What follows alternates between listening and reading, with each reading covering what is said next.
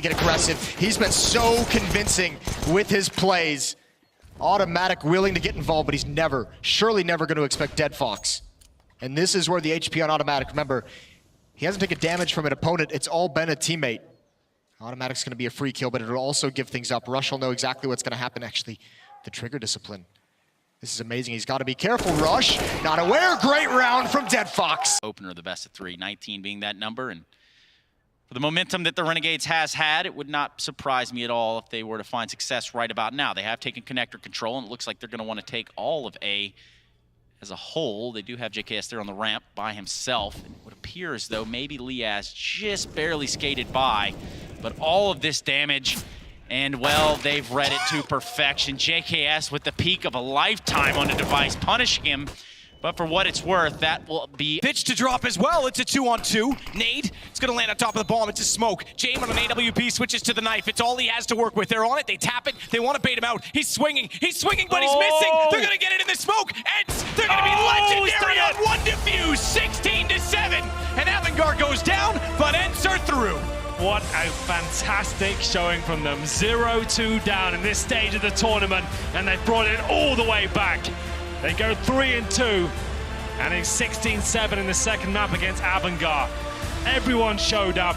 They managed to post an amazing amount of frags. It's been a rocky tournament for them, but like I said, I feel like this has been beneficial to the squad. They've learned a lot on this path, and thank God it's successful for them, because there's a lot more to show from this young team. 3-1 last week. They went 0-2 off the start of this. They got rated higher by extremely likely with 1:10 on the clock. They've already gathered all 5 there now, in fact, with Stan and Def joining in. Def's going to watch the lurk, make sure no one gets around on the flank.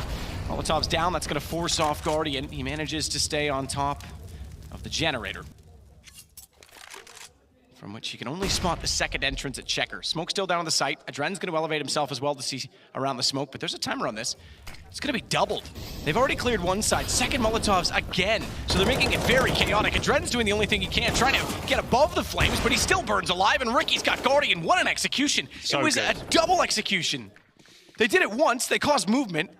Just waited it out. Smokes were gone. They might have thought it was even a fake at that point. Boom, hit them twice. Couldn't ask for more than that. If you execute and get them in positions where they feel extremely uncomfortable, you're burning one alive, you've guaranteed a round. It couldn't have gone better for you. That is beautiful stuff from Complexity.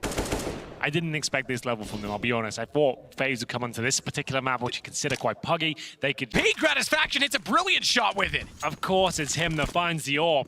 Could this be the round when they get series point? MBK will have to hold strong towards B. Surrounded though, surely he doesn't find more than 2. JKS trying to wiggle him out here, but MBK is making this happen. He's finding absolutely everyone here, but Jacob brings it back. It's a 1 versus 1 RPK up against a low HP Gratisfaction. The problem is he's on 12. Gratisfaction at 5.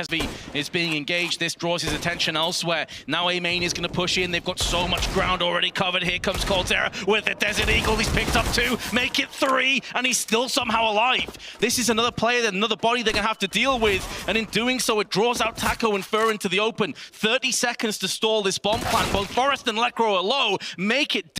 A statement that all of the teams will heed, but maybe the Swedes can still somehow, some way carve a way back into this, but now it's MIBR. The ebb and flow of this round is going in favor of the Brazilians. They're looking to surf the wave to victory at this stage. Fallen, not going to be deterred by the grenade.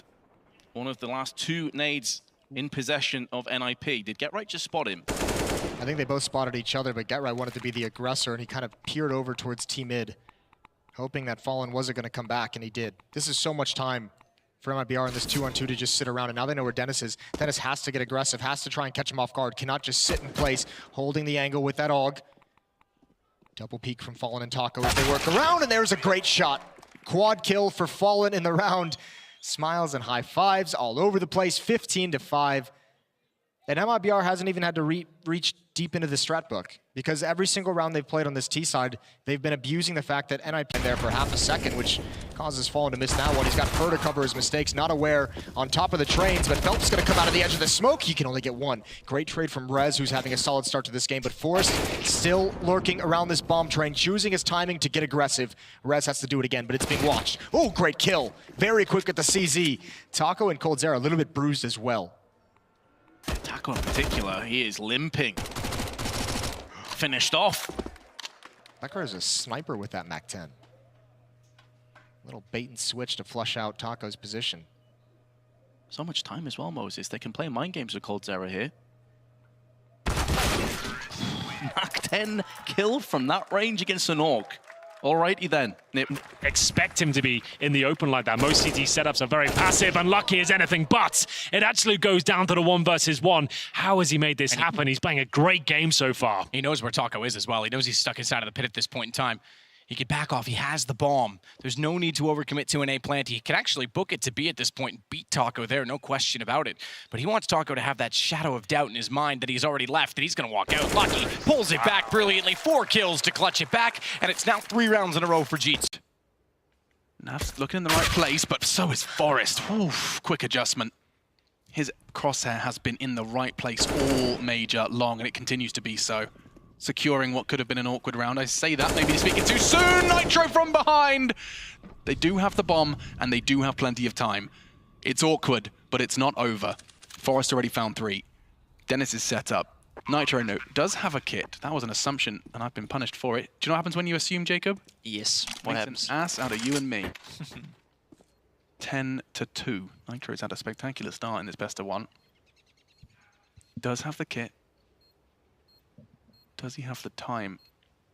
Great decision-making from Nitro. Makes it a 1v1. Forrester left alone. The bomb is not planted for him. Certainly not ideal. He's checking it. It's going to be all about adjustments. Makes it clear where he is. Pushes it. Nitro has managed to make the impossible possible. 12 frags in what has been just a few rounds. And